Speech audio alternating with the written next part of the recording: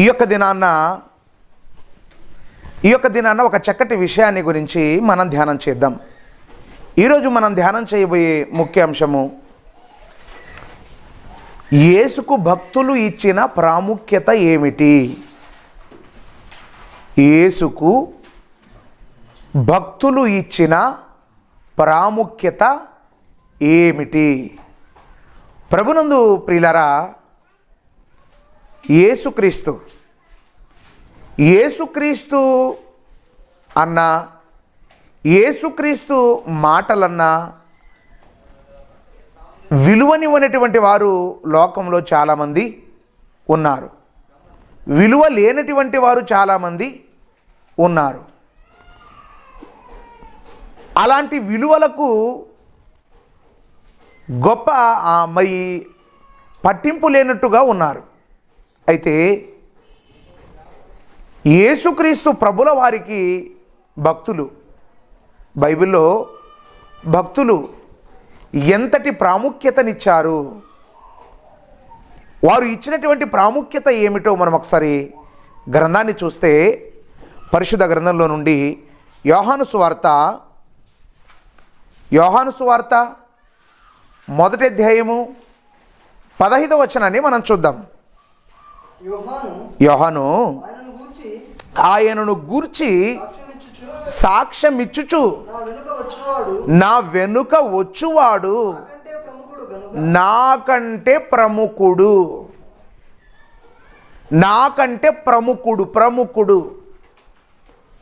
యోహాను గారు మాట్లాడుతున్నారు.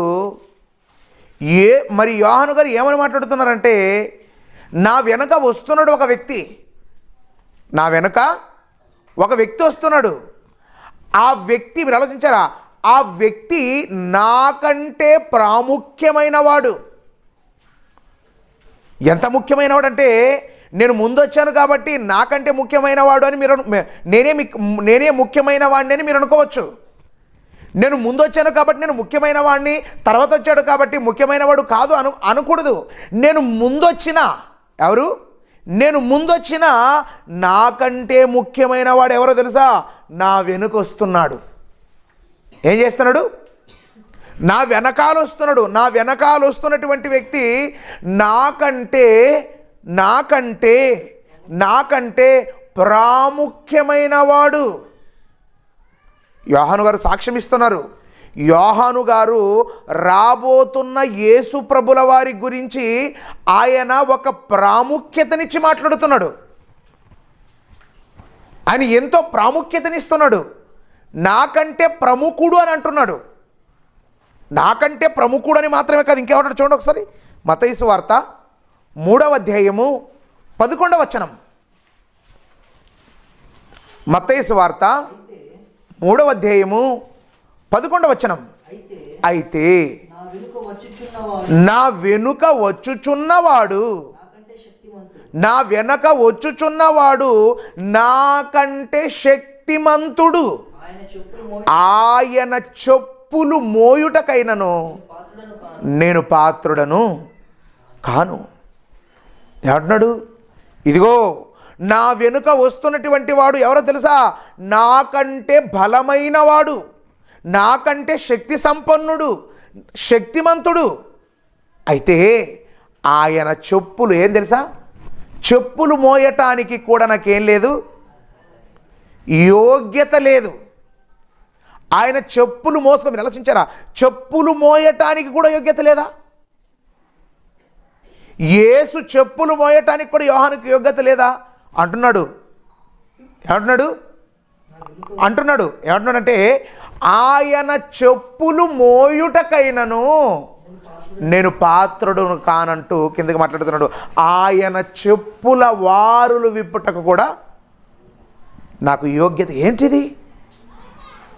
ఇప్పుడు యోహాను యేసు కంటే యోహాను ఎన్ని రోజులు పెద్ద? 6 నెలలు. 6 నెలలు యేసు కంటే యోహాను పెద్దోడైనప్పటికీ పెద్ద వ్యక్తి అంటున్నాడు, పెద్ద ఆయన అంటున్నాడు. ఏమంటున్నాడు తెలుసా? పెద్ద ఆయన ఏమంటున్నాడు తెలుసా?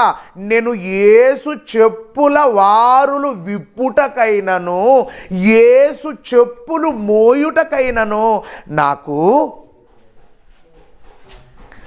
అర్హత లేదు, యోగ్యత లేదు. అవునా? యేసు చెప్పులు మోయట, యేసులు చెప్పులు మోసే యోగ్యత కూడా యోహానుకు లేదా? యేసు చెప్పులు వారులు విప్పుటకు కూడా యోగ్యత లేదా? ఎస్, ఆయనే ఒప్పుకుంటున్నాడు, ఆయనే మాట్లాడుతున్నాడు. నాకంటే, నా వెనుక వచ్చేవాడు నాకంటే శక్తిమంతుడు.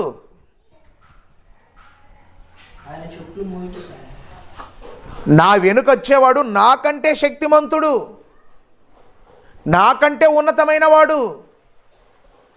నా వెనుకొచ్చాడని చెప్పి మీరు ఏమనుకున్నా తెలుసా? నా వెనుకొచ్చాడు కాబట్టి వెనకటివాడు అనుకుంటున్నారు. కాదు, ఆయన నా వెనుకొచ్చినా, ఎవరు? ఆయన నాకంటే వెనకాలొచ్చినా ఆయన ఎవరో తెలుసా? ఆయన ఎవరు? ఆయన ఎవరో చూడండి ఒకసారి గ్రంథాన్ని. కొలస్సీ పత్రిక, కొలస్సీలకు రాసిన పత్రిక 1వ అధ్యాయం 17వ వచనం. ఆయన అన్నిటికంటే, ఆయన అన్నిటికంటే ముందుగా ఉన్నవాడు, ఆయనే సమస్తమునకు ఆధారం. దేనికి? ఆయనే. ఆయన ఎవరో తెలుసా? ఈయన నా వెనుక వస్తున్నటువంటి ఆయన, యోహాను గారు అంటారు, నాకంటే గొప్పవాడు, నాకంటే ప్రాముఖ్యమైన వాడు, నాకంటే ప్రాముఖ్యమైన వాడు అని అంటున్నాడు కదా. ఆయన చెప్పుల వారులు విప్పుటకైనను యోగ్యుడైన కానంటున్నారు కదా. అంటే యోహాను తర్వాత వచ్చాడు, యోహాను తర్వాత వచ్చినా యోహాను కంటే గొప్పవాడు అనుకోవడానికి వీల్లేదు. యోహాను తరువాత వచ్చిన యోహాను కంటే ముందటివాడు, యోహాను కంటే ముందుగా ఉన్నవాడు. ముందుగా ఎంత ముందు చెబుతున్నాడు కొలస్సీ పత్రిక. ఆయన అన్నిటికంటే, ఎన్నిటికంటే? అన్నిటికంటే, భూమి కంటే, ఆకాశం కంటే, ఈ సృష్టి కంటే, సృష్టిలో ఉన్న ప్రతి జీవరాశి కంటే అన్నిటికంటే ముందుగా ఉన్నవాడు, అన్నిటికంటే అన్నిటికంటే ముందువాడు, అన్నిటికంటే ముందటివాడు, అన్నిటికంటే, ఎన్నిటికంటే? సృష్టి కంటే ముందటివాడు, ఆదాము కంటే ముందటివాడు. ఒక్క మాటలో చెప్పాలంటే యేసుప్రభుల వారు అంటారు. చూడండి ఒకసారి, యోహాను సువార్త 17వ అధ్యాయం 5వ వచనం. తండ్రి లోకము పుట్టక మునుపు నీ యొద్ద నాకు ఏ మహిమ ఉండెనో, లోకము పుట్టక మునుపు నీ యొద్ద, ఎవరి యొద్ద? ఎక్కడున్నాడు యేసు? లోకము పుట్టక ముందే ఉన్నాడట. లోకము పుట్టక మునుపు ఎక్కడున్నాడు తెలుసా? తండ్రి దగ్గర, దేవుడి దగ్గర. అంటే యేసు ప్రభు ఎప్పటివాడు? యేసు ప్రభు ఏ రోజటివాడు? చాలామంది అంటారు, క్రీస్తు గురించిన చరిత్ర తెలియని వారు, మీ యేసు అంటే ఎప్పటివాడు, యేసు ప్రభు అంటే ఎన్నడోడు, మొన్నే మీ తాతలు ముత్తాతల కాలంలో అంతా కూడా మీరేం చేసేవాళ్ళు? యేసు ప్రభు ఎవరో మీకు తెలీదు, మొన్న తెలిసాడు మీకు అని అంటారు చాలామంది. కానీ ఇక్కడ మనం గమనిస్తే గ్రంథం చెబుతుంది, గ్రంథం సాక్ష్యం చెబుతుంది. ఏమని చెబుతుందంటే యేసుప్రభుల వారు అంటున్నారు, తండ్రి లోకం పుట్టక ముందు నీ యొద్ద అంటే లోకం పుట్టక ముందు యేసున్నాడా? లోకము పుట్టక ముందు యేసున్నాడా? కన్య మరియ గర్భములోనికి రాకముందు యేసు ఉన్నాడా? ఉన్నాడు. ఎక్కడా? నీ యొద్ద. యేసుప్రభులు అంటున్నారు, తండ్రి లోకము పుట్టక మునుపు నేను ఎక్కడున్నాను తెలుసా? నీ యొద్ద. ఎవరి యొద్ద? దేవుని యొద్ద, దేవుని దగ్గర. దేవుని దగ్గర ఉన్నాడు. దేవుని దగ్గర ఎవరున్నారు? దేవుని దగ్గర యేసు ప్రభుల వారు లోకము పుట్టక ముందు దేవుని యొద్ద ఉన్నాడు. దేవుని యొద్ద. దేవుని యొద్ద ఏమై ఉన్నాడు? దేవుని దగ్గర ఏమై ఉన్నాడు? దేవుని దగ్గర ఏమై ఉన్నాడో చూద్దాం ఒకసారి. ఫిలిప్పీ పత్రిక 2వ అధ్యాయం 6వ వచనం. ఆయన దేవుని స్వరూపమును కలిగిన వాడయుండి దేవునితో సమానం, ఈక్వల్. ఎలా ఉన్నాడు యేసు? ఇప్పుడు లోకం పుట్టక ముందు ఎక్కడున్నాడు? దేవుని యొద్ద ఉన్నాడు. ఎక్కడున్నాడు? దేవుని యొద్ద. ఇప్పుడు దేవుని యొద్ద ఉన్న యేసు ఎలా ఉన్నాడయ్యా అంటే దేవునితో సమానం. దేవునితో సమానం. ముఖ్యమంత్రితో సమానం ఎవరు? ముఖ్యమంత్రితో సమానం ఎవరు?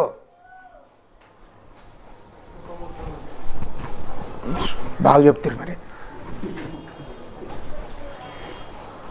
ముఖ్యమంత్రితో సమానుడు ఎవరయ్య అంటే మరో రాష్ట్రానికి ముఖ్యమంత్రి. ఇప్పుడు మన మన మన మన ఆంధ్రప్రదేశ్ ముఖ్యమంత్రి జగన్. ఎవరు? జగన్ ఉన్నారు.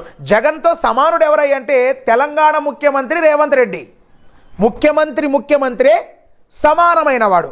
ఎలాంటి వాడు? సమానమైన వాడు. ఇప్పుడు దేవునితో సమానమైన వాడు ఎవరో తెలుసా? దేవునితో సమానుడు ఎవరు? యేసు ప్రభుల వారు. అంటే దేవునితో సమానంగా ఉన్నాడు. దేవునితో సమానమైన వాడిని ఏమంటారు? ముఖ్యమంత్రితో సమానుని ఎవరంటారు? ఏమంటారు? ఎమ్మెల్యేతో సమానుని, మంత్రితో సమానుని, టీచర్తో సమానుని, లెక్చరర్తో సమానుని, ప్రిన్సిపల్తో సమానుని. నాకు ప్రిన్సిపల్ కంటే ఒక 4 పాఠాలు ఎక్కువ వచ్చు కాబట్టి నేను లెక్చరర్నే, కానీ ప్రిన్సిపల్ కంటే ఎక్కువ అన్నాడు అనుకో, నోరు మూసుకోవా, ఏం రాకపోయినా ప్రిన్సిపాలే సమానం. ఇప్పుడు దేవునికి దేవుడే సమానం ఎవరై అంటే దేవునికి దేవుడే సమానం ఎవరంటే ఎవరో తెలుసా? ఆయన యేసు ప్రభు. ఎవరు యేసు ప్రభు? దేవునితో సమానమైన వాడు. దేవునితో సమానుడు ఎవరు? దేవునితో సమానుని ఏమంటారు? దేవునితో సమానుని ఏమంటారు? ముఖ్యమంత్రితో సమానుని ఏమంటారు? దేవునితో సమానుని ఏమంటారు? దేవుడు. ఎవరు అంటే యేసుప్రభుల వారు లోకం పుట్టక ముందు ఎక్కడున్నాడయ్య అంటే ఎక్కడున్నాడు? దేవుని యొద్ద ఉన్నాడు. దేవుని యొద్ద ఏమై ఉన్నాడు?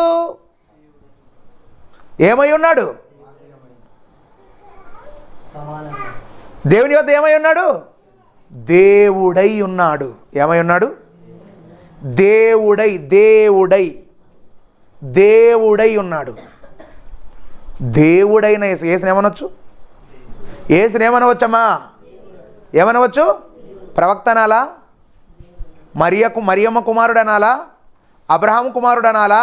దావీదు కుమారుడు అనాలా? ఏమనాలి? దేవుడు దేవునితో సమానుడు. ఎక్కడ? పరలోకంలో దేవుడు దేవునితో సమానుడు, దేవునితో ఈక్వల్, దేవునితో సమానంగా ఉన్నాడు. దేవుడు ఎంతంటే యేసు కూడా అంతే సమానుడు. దేవునితో సమానమైనటువంటి వ్యక్తికి ఎవరితో సమానం? నాతో సమానులకు నేను ఏమైనా పని చెప్తానా?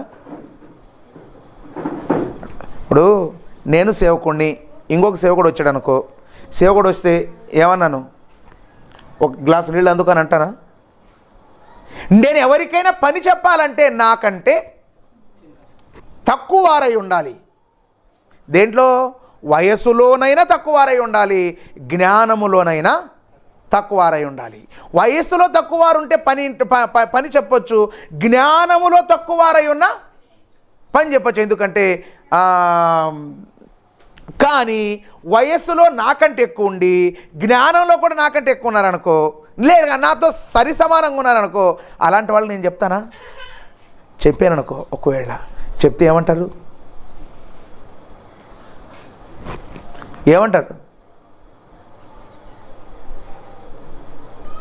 మొన్ననే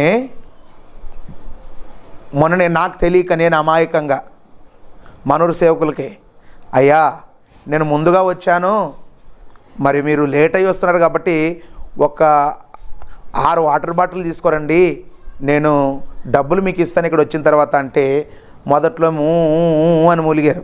అక్కడికి వచ్చిన తర్వాత ఏం సార్ సేవకులు పని చెప్తావు నువ్వు? ఏది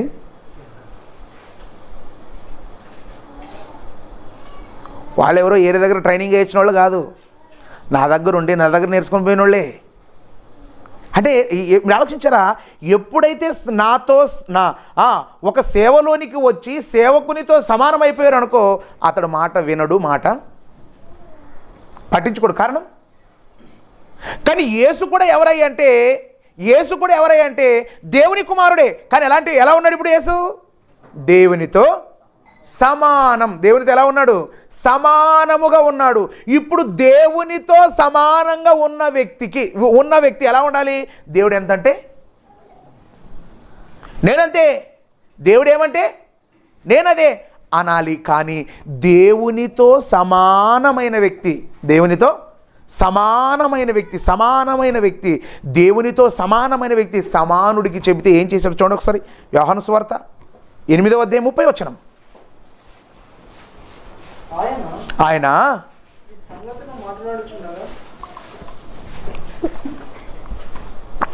సామెతల గ్రంథం, క్షమించండి, సామెతల గ్రంథం 8వ అధ్యాయం 30వ వచనం. నేను ఆయన యొద్ద ప్రధాన శిల్పి. ఎవరు? ఎవరైనా నేను ఏమంటున్నారు? ఈయన నేను అంటే ఎవరు? నేను ఎవరు? నేను అని అంటున్నది ఎవరు? మొదటి వచనం చదవండి ఒకసారి. జ్ఞానము ఘోషించుచున్నది, వివేచన తన స్వరమును వినిపిస్తున్నది. ఏం చేస్తుంది? జ్ఞానం ఏమంటుంది తెలుసా? జ్ఞానం అంటుంది, జ్ఞానం ఘోషిస్తుంది. ఏమని ఘోషిస్తుంది తెలుసా? నేను ఆయన యొద్ద ప్రధాన శిల్పిని. ఎలా ఉన్నాను తెలుసా? ఎవరి యొద్ద?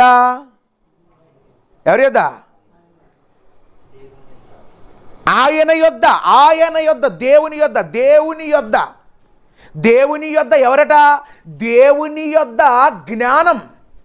ఏ జ్ఞానం? దేవుని యొద్ద జ్ఞానము ప్రధాన శిల్పిగా, శిల్పిగా ఉందట. జ్ఞానం.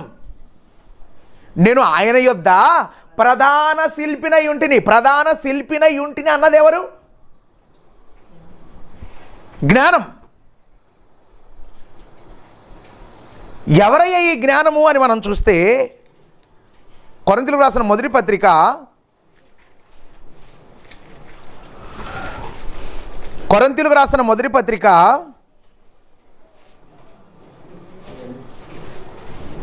1వ అధ్యాయము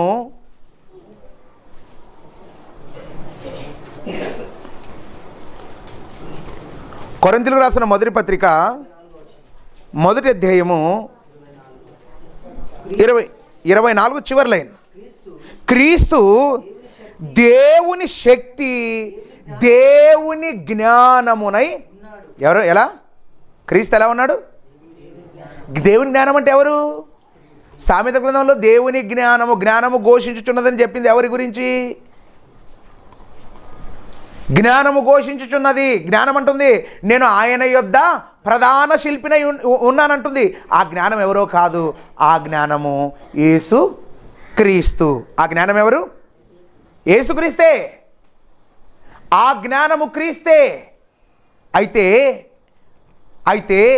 సృష్టి పుట్టక ముందు క్రీస్తు దేవుని దగ్గర ఉన్నాడు, దేవునితో సమానమై ఉన్నాడు. దేవునితో సమానమైనటువంటి క్రీస్తును దేవుడు ఏం చేసి తెలుసా? నాయనా నువ్వు సృష్టి చెయ్యి అన్నాడు. ఏమన్నాడు? సృష్టి చెయ్యి. ఈ సృష్టిని నువ్వు తయారు చెయ్యి అంటే ఏసేం చేశాడు? పని చేయటం ప్రారంభించాడు. పని చేశాడు, సృష్టినంతా చేశాడు, సృష్టినంతా తయారు చేసి ఎలా పూర్తి చేశాడు చూడండి ఒకసారి. యోహాను సువార్త 1వ అధ్యాయం 3వ వచనం. కలిగి ఉన్నది ఏదియో, భూమి కలిగిందా? ఆయన ఉన్నాడు. ఆకాశం కలిగిందా? ఆయన ఉన్నాడు. పర్వతాలు కలిగాయా? ఆయనున్నాడు. వృక్షాలు కలిగాయా? ఆయనున్నాడు. ఈ భూమి మీద మనం చూస్తే ఈ భూమి మీద కలిగి ఉన్నది ఏదియో ఎవరు లేకుండా, యేసు ప్రభు లేకుండా భూమి మీద కలిగిన రవ్వంతా కొంచెమైనను ఆయన లేకుండా కలుగలేదు. అంటే యేసు ఈ సృష్టి అంతా ఎవరి కష్టం? ఈ సృష్టి అంతా ఎవరి కష్టం? యేసుది. మరి దేవుడు ఏం చేశాడు సార్? దేవుడు ఏం చేశాడు? దేవుడు మొత్తం యేసు చేస్తే మరి దేవుడు ఏం చేశాడు? దేవుడు జస్ట్ ప్లానర్. ఇంజనీర్ ఉంటాడు, తాపి మేస్త్రి కూడా ఉంటాడా? ఉండడా? ఇంజనీర్ దేవుడైతే తాపి మేస్త్రి దేవుడు సృష్టిని ఏ విధంగా తయారు చేయాలనే ప్లాన్ దేవుడు ఇస్తే ఆ సృష్టినంతా ఆ విధంగా తయారు చేసిన శిల్పకారుడే యేసుక్రీస్తు.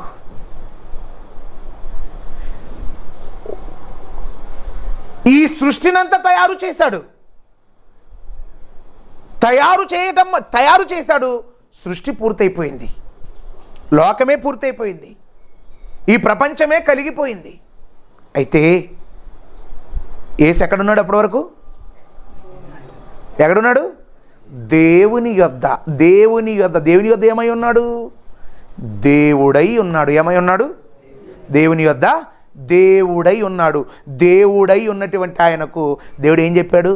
దేవుడు మరొక దేవునికి చెప్పాడు. ఏమన్నాడు? నువ్వు సృష్టిని చెయ్యాలి అని. ఈ దేవుడు ఆ దేవుడు ఈ దేవునికి పని చెప్పి ఆయన కూర్చోలేదు. ఏది? ఆ దేవుడు ఈ దేవునికి పని చెప్పి కూర్చోలేదు. ఆ దేవుడు ప్లాన్ ఇచ్చాడు. ఈ దేవుణ్ణి పని చేయన్నాడు. ఆయన పని చేశాడు. ఎవరు? ఆయన పని చేశాడు. ఈయన కూడా పని చేశాడు. ఈయన లేకపోతే పని అవుతుంది, కానీ ఆయన లేకపోతే పని అవ్వదు.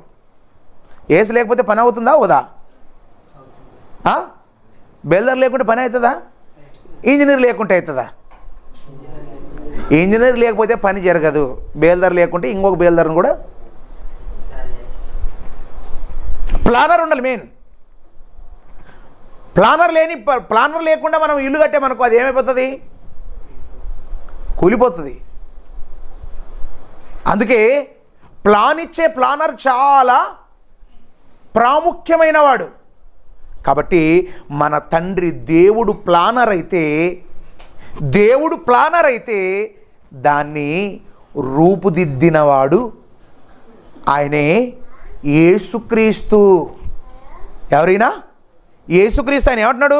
నేను ఆయన యొద్ద ప్రధాన శిల్పి. సృష్టి అయిపోయింది. ఏమైపోయింది? సృష్టి మొత్తం పూర్తయిపోయింది. సృష్టి మొత్తం పూర్తయిపోయిన తరుణంలో పూర్తయిపోయిన తర్వాత ఏం చేశారు తెలుసా? అయినా మీరు ఎప్పుడైనా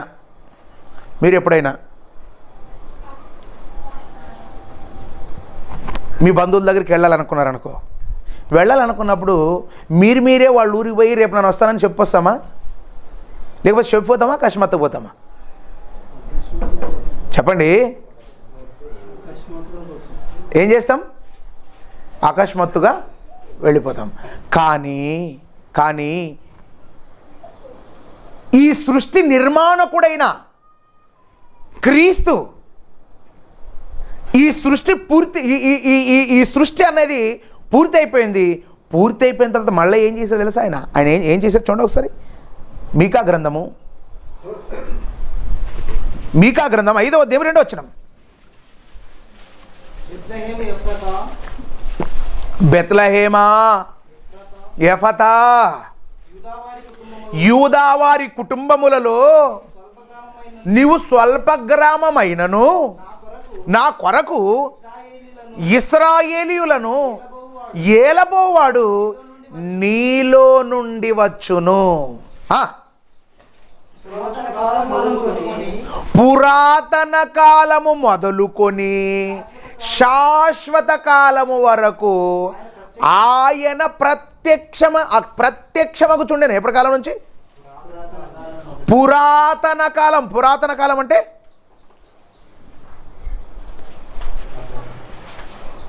ఎవరన్నా పెండ్లైనా 2 నెలలకు 3 నెలలకు కలిసారనుకో, కలిసినప్పుడు ఏం వా ఎట్లుండవు, ఏం పెండ్లి అయినా లేదు, పెండ్లి కాదు ఒక మాట అని చెప్పలేదు కదా పెండ్లికి అంటే, పెండ్లి అయిపోయి ఎన్నోదిలే అంటే ఓ జమానా కాలం అయిపోయి అంటాడు.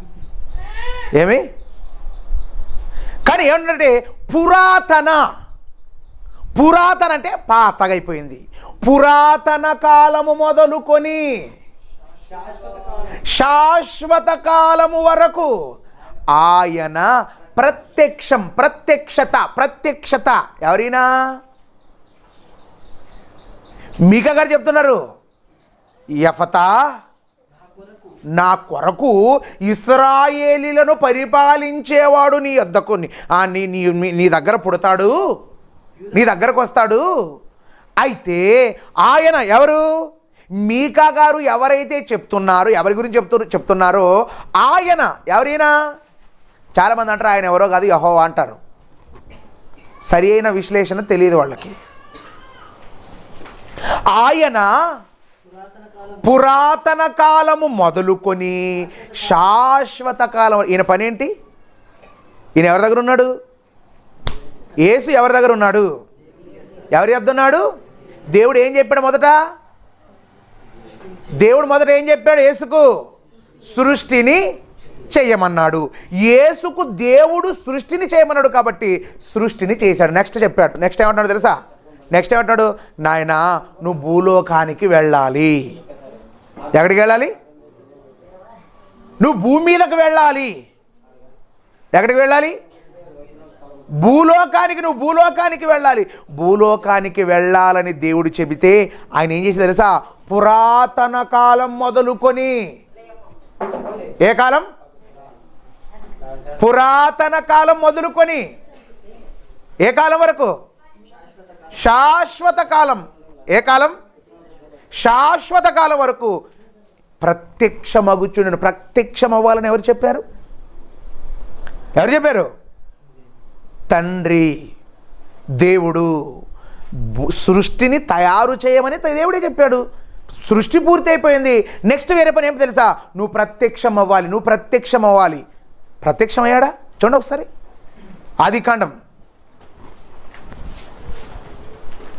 ఆదికాండము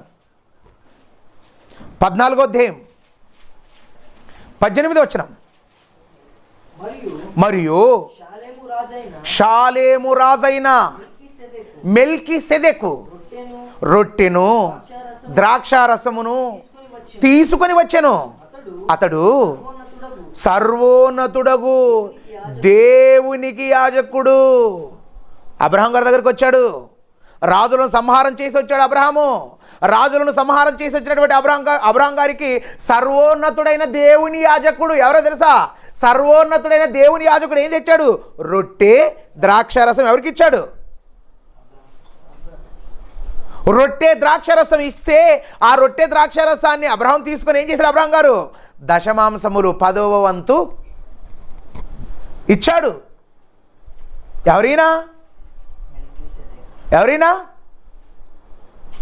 కాదు సార్, మరి ఈయన ఎవరు? సర్వోన్నతుడైన యాజకుడు అంటున్నాడు కదా, ఎవరింతకీనా? మెల్కీసెదెక్ అంటే ఎవరని అంటారు? చాలామంది మాట్లాడతారు. మెల్కీసెదెక్ ఎవరంటే ఒక యాజకుడు. మెల్కీసెదెక్ ఎవరంటే ఒక దూత. మెల్కీసెదెక్ ఎవరంటే దావీదు ఆదాము వంశములో నుంచి వచ్చినటువంటి ఏనోషు అనే వాళ్ళు ఉన్నారు. కానీ రకరకాల విభిన్న అభిప్రాయాలు మెల్కీసెదెక్ గురించి ఉన్నాయి. కానీ ఇక్కడ వచ్చిన మెల్కీసెదెక్ ఎవరయ్యా? సార్ మెల్కీసెదెక్ లేని 4-5 మంది ఉండరు అనుకోవద్దండి మీరు. మెల్కీసెదెక్ బైబిల్లో ఉండేది ఒక్కడే. ఆయన ఎవరిని కలుసుకున్నాడు తెలుసా? అబ్రహామును కలుసుకున్నాడు. అబ్రహామును కలుసుకుని అబ్రహాంకి ఏమి ఇచ్చాడు? రొట్టె ద్రాక్షరసం ఇచ్చాడు. రొట్టె ద్రాక్షరసం ఇచ్చి ఆయన వెళ్ళిపోయాడు. ఆయన వచ్చినప్పుడు ఈయన ఎవరు తెలుసు? ఎవరైనా సర్వోన్నతుడైన దేవుని యాజకుడు, దేవుని సేవకుడు. దేవుని సేవకుడైన ఇతను ఎవరు? చాలామంది అంటారు ఒకవేళ యేసు ప్రభు అనుకుందాం. ఏమంటారు? ఒకవేళ యేసుప్రభు అనుకుందాం. యేసుప్రభు అనుకుంటే ఇక్కడ ఒకట చిన్ని ప్రాబ్లం ఉంది. ఏంటది చూద్దాం ఒకసారి. హెబ్రీలకు రాసిన పత్రిక 7వ అధ్యాయం 2-3 వచనాలు. రాజులను సంహారము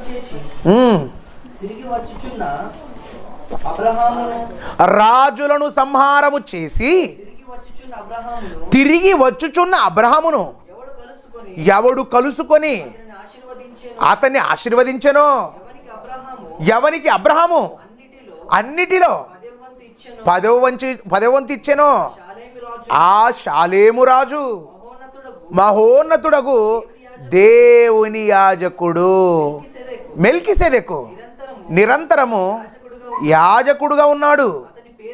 అతని పేరుకు మొదట నీతికి రాజని, సమాధానపు రాజని, షాలేము రాజని అర్థము. అతడు తండ్రి లేనివాడు, తల్లి లేనివాడు, వంశావళి ఎవరట సార్? మీరు ఒకవేళ యేసు అబ్రహామును కలుసుకున్నటువంటి మెల్కీసెదెకు ఒకవేళ యేసు ప్రభువే అయితే, యేసు ప్రభుకి ఎవరున్నారు? అమ్మా, యేసు ప్రభు గాలికి పుట్టాడా? ఎవరున్నారు యేసు ప్రభుకి? ఓకే, గిట్లే చూసుకుంటుండరు. యేసు ప్రభుకి ఎవరున్నారు? తల్లి ఉంది. యేసు ప్రభుకి ఎవరున్నారు? తండ్రి ఉన్నాడు. యేసు ప్రభుకి ఎవరున్నారు? చెల్లెళ్ళు ఉన్నారు. యేసు ప్రభుకి ఎవరున్నారు? తమ్ముళ్ళు ఉన్నారు. యేసు ప్రభుకి తల్లి ఉంది. యేసు ప్రభుకి తండ్రి ఉన్నాడు. యేసు ప్రభుకి తమ్ముళ్ళు ఉన్నారు. యేసు ప్రభుకి ఒక గోత్రం కూడా ఉంది, ఒక వంశం కూడా ఉంది. అదే వంశం ఏ వంశం? అది యూదా వంశములో పుట్టాడు. మరి ఈ యాజకునికి ఏం లేదు? ఈ మెల్కీసెదెకు ఏం లేదు? తండ్రి లేదు, తల్లి లేదు, ఎవరు వంశావళి కూడా లేదు. మరి యేసుకు తల్లి ఉంది, తండ్రి ఉంది, వంశావళి ఉన్నాడు. ఈయన ఎలా ఒకటైతాడు అని అంటాడు. అన్నప్పుడు ఏం చెప్పాలి? ఒరే పిచ్చి వెధవా, నీకు బిర్యానీ తినటం వచ్చు కానీ వండటము. కొంతమంది చేసే పేర్లు పెట్టుకుంటే తినేవాళ్ళు చాలామంది ఉన్నారు. ఏం చేస్తారు? పేర్లు పెట్టేవాళ్ళు వాళ్ళని వండని చెప్పి మనకు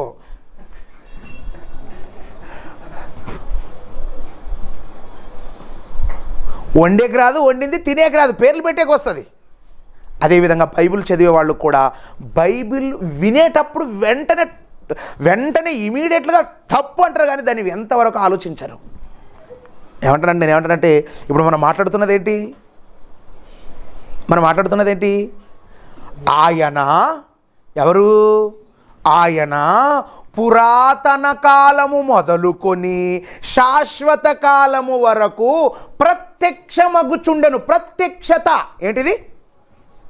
ఆయన ఏం చేస్తున్నాడు? ప్రత్యక్షమయ్యాడు. ఇప్పుడు అబ్రహాం గారికి ఏమయ్యాడు యేసు ప్రభు? మెల్కీసెదెకు ఏమయ్యాడు? ప్రత్యక్షమైనప్పుడు ఆలోచించారా? అబ్రహాముకు ప్రత్యక్షమైనప్పుడు యేసుకు తల్లి లేదు, యేసుకు తండ్రి లేడు, యేసుకు వంశావళే ఉందా? భుజమా? యేసుకు ఏమి లేదు, తల్లి లేదు, తండ్రి లేడు, వంశావళి కూడా. కారణం అప్పటికెప్పటికీ అబ్రహామును కలుసుకున్న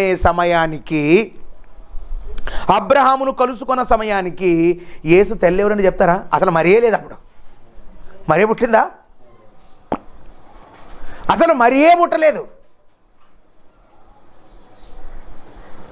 మరియమ్మ పుట్టలేదు.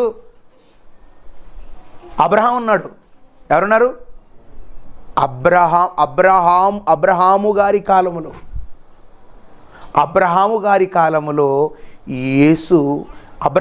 కాలములో యేసు మెల్కీసెదెకుగా ప్రత్యక్షమయ్యాడు. ఏమయ్యాడు? పుట్టలేదు ఇక్కడ. ఇంకా మీరు ఎప్పుడైనా ఆలోచించాలి. దానికి దీనికి కలిపారనుకో మీరు వెంటనే చెప్పాలి మీకు బైబిల్ చదవటం సరిగ్గా రాదనాలి. ఏమనాలి? బైబిల్ చదవడం రానటువంటి వాళ్ళు చాలామంది ఉన్నారు. ఒకడు అది ఏదో బైబిల్ చర్చ అనేది అందరు మనోళ్ళు కూడా ఉన్నారు చాలామంది గ్రూప్లో. ఆ గ్రూప్లో ఒకడు ఫోన్ చేసి నాకు అంటున్నాడు, దేవుడైన యెహోవా నీలమంటితో నరుని నిర్మించాడు కదా, నిర్మించాలంటే చేతులు ఉండాలి కదా సార్, ఎట్లా నిర్మించాడు మీకేమని తెలుసా అన్నాను. నాకేం తెలియదులే, నువ్వు చెప్పు అన్నాను నేను. సార్ మానవుణ్ణి నీలమంటితో మహిమ శరీరంతో నిర్మించాడు అని చెప్పాడు. ఏమన్నాడు? మహిమ శరీరంతో దేవుడు మనిషిని నిర్మించాడు అన్నాడు. ఇంతకు బైబిల్లో ఆ రెఫరెన్స్ ఎక్కడ చూపి అన్నాను నేను. బైబిల్ ఏముంటుంది? దేవుడైన యెహోవా నీలమంటితో నరుని నిర్మించానని ఉంటుంది. మహిమ శరీరముతో దేవుడైన యెహోవా నీలమంటితో నరుని నిర్మించానని బైబిల్లో ఉండదు. మరి ఇలాంటిది ఎందుకయ్యా అంటే, లేదులే సార్ మనం అర్థం చేసుకోవాలంట. ఏం చేయాలా మనం? దేవుడు ఏమన్నాడు? ఒకటి కలపకూడదు, ఇంకొకటి కలపకూడదు, తీసేయకూడదు. బయట ఉన్నది దీంట్లోకి వేయకూడదు, దీంట్లో ఉన్నది బయటికి తీసేయకూడదు. ఉన్నది ఉన్నట్టుగానే చదవాలి, ఉన్నది ఉన్నట్టుగానే అర్థం చేసుకోవాలి. అదే మనం చేయవలసింది. ఆయన ప్రత్యక్షమయ్యాడు. ఎవరు? యేసు. ఎలా ప్రత్యక్షమయ్యాడు? మెల్కీసెదెకుగా సర్వోన్నతుడైన దేవుని యాజకుడుగా ప్రత్యక్షమయ్యాడు. ఎందుకంటే ప్రత్యక్షమవ్వాలి. ఏం చేయాలి ఈయన? ఏం చేయాలి ఈయన? పని ఏంటి? ప్రత్యక్షమవ్వాలి. ప్రత్యక్షమవుతూ వచ్చాడు. చూడండి ఒకసారి మళ్ళీ ఎక్కడ ప్రత్యక్షమయ్యాడు చూద్దాం ఒకసారి. సంఖ్యాకాండం 20:8 నీవు నీ కర్రను తీసుకొని నీవును నీ సహోదరుడైన అహరోనును ఈ సమాజమును పోగు చేసి వారి కన్నుల ఎదుట బండతో మాటలాడుము, అది నీళ్ళనిచ్చును. నువ్వు వారి కొరకు నీళ్లను బండలో నుండి రప్పించాలి. నీళ్ళు ఏమేమి తెలుసా? మనకేం తెలుసు? నిర్గమకాండము కానీ, లేవియకాండం కానీ, సంఖ్యాకాండము కానీ, ద్వితీయోపదేశకాండం. ఇశ్రాయేలు ప్రయాణంలో మనం చూస్తే, ఇశ్రాయేలు ప్రయాణంలో మోషే గారు ఇశ్రాయేలు నీళ్లు దప్పుకైతే అయినప్పుడల్లా ఏం చేశాడు మోషే గారు? బండను కొట్టేవాడు, బండలో నుండి నీళ్ళు వచ్చాయి. బండను కొట్టేవాడు, బండలో నీళ్ళు వచ్చాయి. బండను కొట్టేవాడు, బండలో నీళ్ళు వచ్చాయి. ఇంతకీ ఆ బండలో నుండి నీళ్ళు ఎలా వచ్చాయి చెప్పండి? ఆ బండలో నుండి నీళ్ళు ఎలా వచ్చాయి? మనం ఒకసారి గ్రంథాన్ని చూస్తే, కొరింథీయులకు రాసిన మొదటి పత్రిక 10వ అధ్యాయము 4వ వచనం. అందరూ ఆత్మ సంబంధమైన ఒకే పానీయమును పానము చేసిరి. ఎలా అనగా తమ్మును వెంబడించిన బండ ఎప్పుడైనా వెంబడిస్తుందా?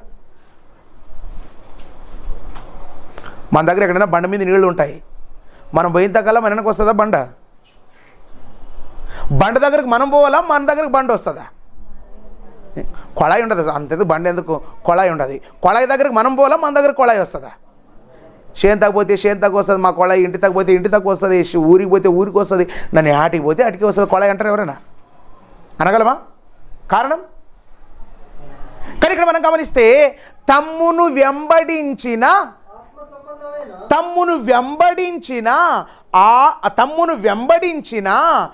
ఆత్మ సంబంధమైన ఏదేటది? తమ్మును వెంబడించిందట. ఇశ్రాయేల్ 40 సంవత్సరాల ప్రయాణం. ఎంతకాలం? 40 ఏండ్లు. 40 ఏండ్ల ప్రయాణములో నిర్వచించారు. 40 ఏండ్ల ప్రయాణములో, 40 సంవత్సరాల ప్రయాణములో వాళ్ళ వెనకాల వచ్చింది ఎవరు? బండ. తమ్మును వెంబడించి ఆ బండ ఎవరో తెలుసా? ఆ బండ క్రీస్తే. అంటే అబ్రహాం గారితో జస్ట్ ప్రత్యక్షమయ్యాడు, వెళ్ళిపోయాడు. ఏమైపోయాడు? ప్రత్యక్షమైపోయాడు, వెళ్ళిపోయాడు. కానీ ఇశ్రాయేలీల 40 సంవత్సరాల ప్రయాణంలో ఎక్కడున్నాడు చెప్పండి? వెంబడించాడు, వెనక్కి వెళ్ళిపోతున్నాడు. ఇశ్రాయేలీలు ఎంతమంది? సుమారు 6 లక్షల చిల్లర. 6 లక్షల చిల్లర. ఈ 6 లక్షల చిల్లర వీళ్ళు ఎంత పొడవు అంటే, ఒక పుస్తకంలో చదివాను నేను. వీళ్ళు సుమారంట, వీళ్ళు నడుస్తూ వెళ్ళిపోతే సుమారు 14 కిలోమీటర్ల పొడవు ఉంటుందంట వీళ్ళది. ఎంత? 14 కిలోమీటర్ల పొడవు నడుచుకుంటూ వెళ్ళాలంట. ఇప్పుడు ఏమనుకో, ఆ ముందున్నోడు 14 కిలోమీటర్ల ముందు ఉంటే ఎనుకున్నాడు 14 కిలోమీటర్లు ఎనుకునేవాడట. అంటే అంత పొడవైన లైన్ అన్నమాట అది. అయితే అలాంటి ఇశ్రాయేలీయులతో కూడా ఎందుకు వెంబడించాడు ఇశ్రాయేలుని? ఇశ్రాయేలు ఎందుకు వెంబడించాడు? అప్పుడప్పుడు మన చేనికి పొలానికి, మీ పొలాలకి మిరపకాయలు తెంపే కానీ ఏమైనా పనికి వస్తారు. పనికి వచ్చినప్పుడు మీరు ఏం చేస్తారు? ఇంటోళ్ళు ఒక వ్యక్తిని పెడతారు. దేనికి?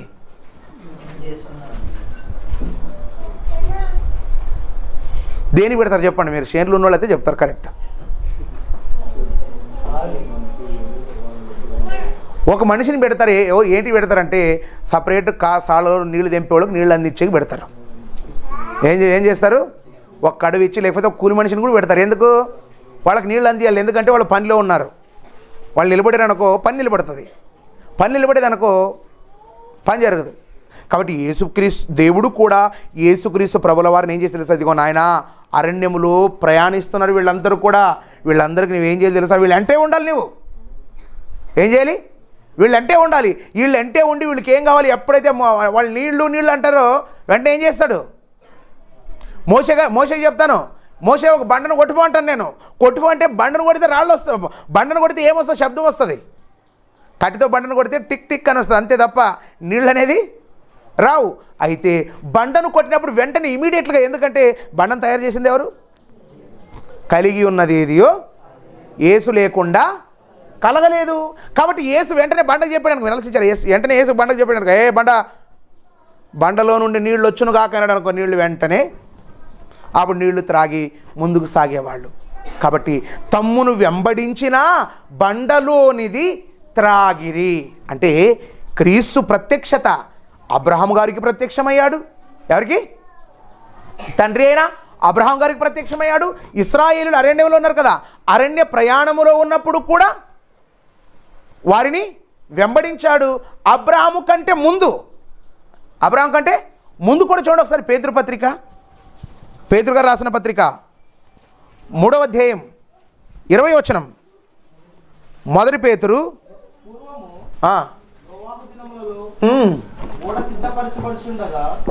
నోవాహు పూర్వదినములలో ఓడ సిద్ధపరచుచుండగా అవిధేయులైన వారి యొద్దకు, అనగా చెరలో ఉన్న ఆత్మల యొద్దకు ఆయన ఆత్మరూపిగానే వెళ్ళి వారికి ప్రకటించాడు. ఎవరికి?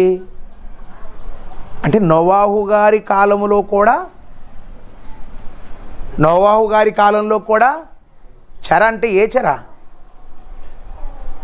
ఏ చెరలో ఉన్నారు వీళ్ళంతా? పాపం అనే చెరలో ఉన్నటువంటి వారికి ఆత్మరూపిగా వచ్చాడు. ఎలా వచ్చాడు? ఆత్మరూపిగానే వచ్చి ప్రకటించాడు. కానీ వాళ్ళు పట్టించుకోలేదు. అంటే ఎందుకు? యేసు ప్రభువుల వారిని ఆలోచించారా? సృష్టి పుట్టక ముందటి నుంచి ఉన్నాడు. సృష్టి పుట్టిన తర్వాత ఈ సృష్టి పుట్టిన తర్వాత ప్రతి సమయంలో కూడా ఆయన ప్రత్యక్షమవుతూ వస్తున్నాడు. వచ్చాడా? ప్రత్యక్షమైనటువంటి అతను, ప్రత్యక్షమవుతూ వచ్చినటువంటి అతను చివరిగా కాలం పరిపూర్ణమైపోయింది, కాలం సంపూర్ణమైంది. కాలము సంపూర్ణమైన తరువాత దేవుడు ఆయన ఏం చేశాడు తెలుసా? ఏం చేశాడు చూడండి ఒకసారి. అపొస్తలుల కార్యములు 3వ అధ్యాయం 20వ వచనం.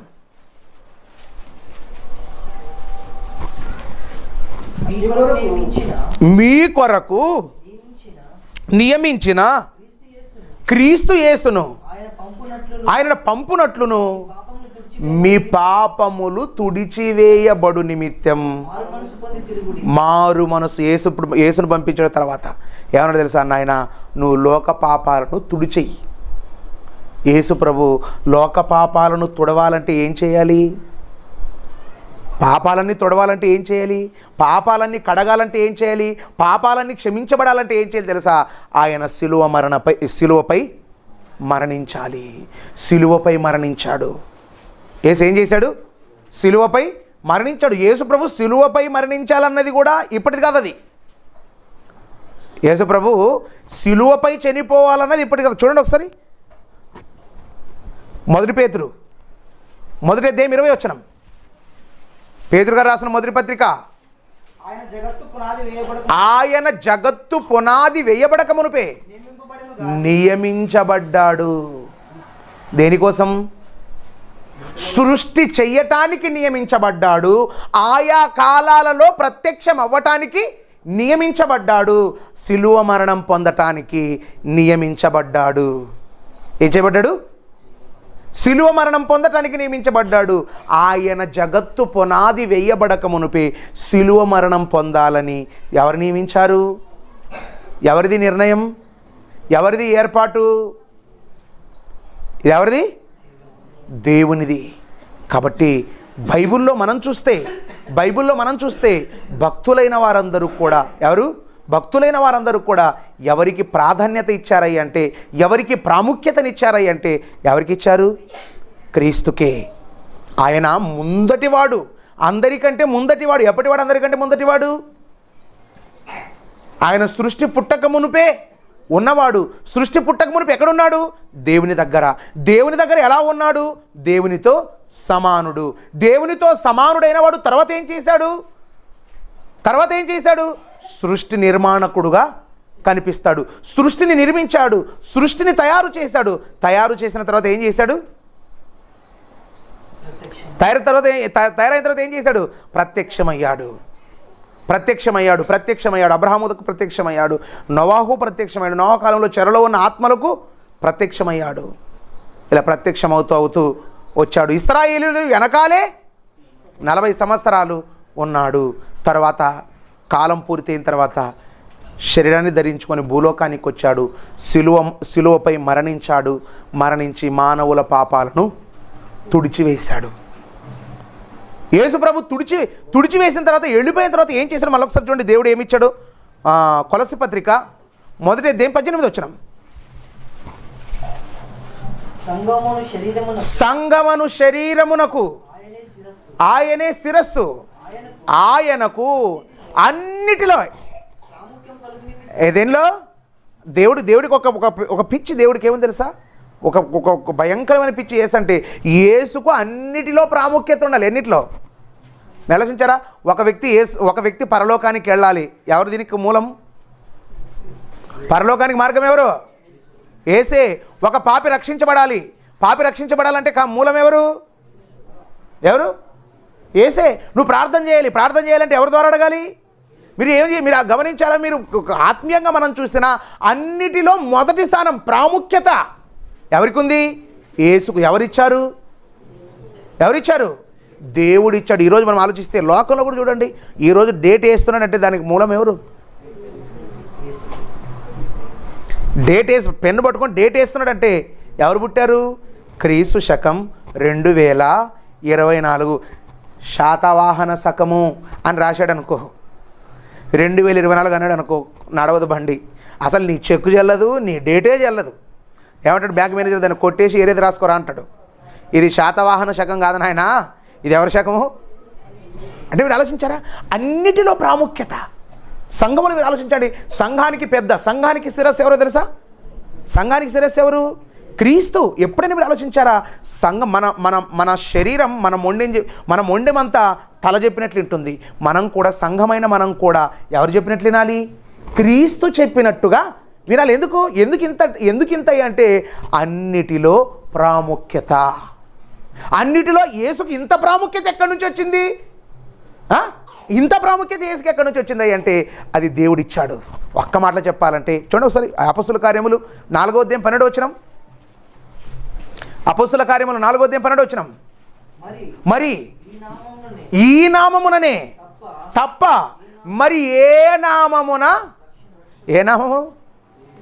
యేసునామములోనే రక్షణ, యేసునామములోనే పాప క్షమాపణ, యేసునామములోనే పరలోక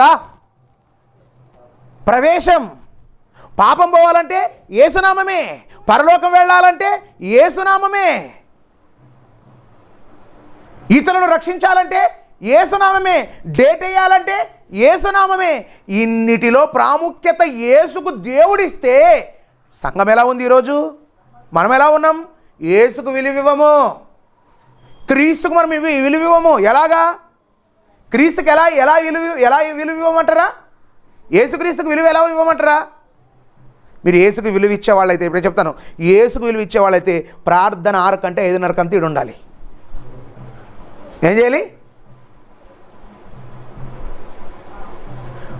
మీరు కొళాయికి విలువిస్తున్నారు కాబట్టి పడుకోకుండా ముందునే పోయి కూర్చుంటారు. మీరు క్రీస్తుకు విలువిస్తే, మీరేం తెలుసా, క్రీస్తుకు విలువిస్తే ప్రార్థన ప్రారంభం అవ్వక మునిపే ఎక్కడుంటారు? కాబట్టి దేవుడు ఆలోచించారా, దేవుడు యేసుకు ప్రాముఖ్యత ఇచ్చాడు. ప్రవక్తలు యేసుకు ప్రాముఖ్యతను ఇచ్చారు, అపోస్తలుడు యేసుకు ప్రాముఖ్యతను ఇచ్చారు, భక్తులు క్రీస్తుకు ప్రాముఖ్యతను ఇచ్చారు. ఈరోజు క్రీస్తును నమ్ముకున్నామనే మనం క్రీస్తుకు ప్రాముఖ్యతనిస్తున్నామా? ప్రాముఖ్యతనిచ్చేవారమైతే, ఆలోచించారా, ప్రాముఖ్యతనిచ్చేవారమైతేనే మనకు పరలోకం. ప్రాముఖ్యతనివ్వమా? యేసు ప్రాముఖ్యతనివ్వమా? ప్రాముఖ్యతనివ్వకపోతే అదే మాట్లాడతాడు. ఎవరైతే లోకములో మనుష్యుల ఎదుట నా కుమారుడైన యేసును ఒప్పుకుంటాడో పరలోకంలో, ఒక్క మాటలో చెప్పాలంటే, యేసుకు మీరు విలువ ఇస్తే మీకు దేవుడు విలువిస్తాడు. యేసుకు మీరు విలువ ఇవ్వలేదా? యేసుకు మీరు విలువ ఇవ్వకుండా బతుకుతున్నారా? యేసుకు విలువ లేకుండా జీవిస్తున్నారా? అయితే దేవుడు కూడా మీకు విలువ ఇవ్వడు. కాబట్టి మీరు ఈ విషయాలు మనసులో ఉంచుకోండి. భక్తులైన వారు క్రీస్తుకు ఎంతో ప్రాముఖ్యతనిచ్చారు. కానీ అదే భక్తి మార్గంలో నడుస్తున్న మనం క్రీస్తుకు ప్రాముఖ్యత ఇస్తున్నామా లేదా? ఇవ్వకపోతే ఇక మీద నుంచి మనం ఏం చేద్దాం? ప్రాముఖ్యతనిద్దాం. ఆయన కోసం బ్రతుకుదాం. ఎందుకంటే మన కోసం ప్రాణం పెట్టాడు, రక్తం కార్చాడు, మన రక్షణ కోసం ఆయన ఎన్నో చేశాడు. ఆయన అలాంటి క్రీస్తుకు దూరంగా నువ్వు బ్రతికామనుకో, అలాంటి క్రీస్తుకు విలువనివ్వకుండా మనం జీవించామనుకో, మనకంటే దరిద్ర ప్రపంచంలో మరి ఇంకొకరు ఎవరు కూడా ఉండరనే విషయాన్ని గుర్తిరిగి బ్రతక